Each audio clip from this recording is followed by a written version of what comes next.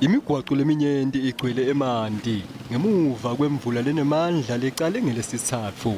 Titfutsi betingakhoni-ke kuhamba emgwaqweni lomkhulu eKhayelitsha eCape Flats. Takhamuti titsi njalo ebusika imigwaqo iba netikhukhula kuvaleke nemaphayiphi lahambisa emanti.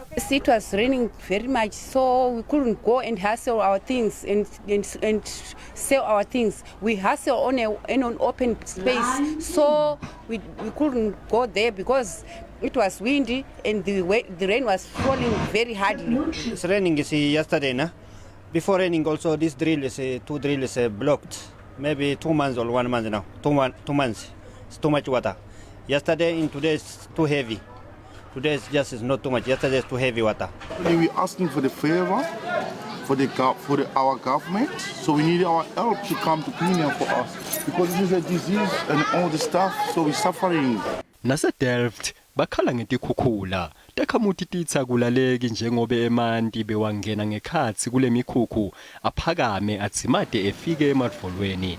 Betenhlekelele eKapa bacela kutsi bantfu labahlala etindzaweni letiphasi naletiye tibe netikhukhula kutsi baye endzaweni lengatsi itsite kuphakama.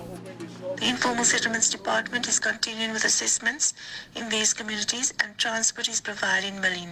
Disaster management is appealing to residents who are living in a natural watercourse to move to higher ground.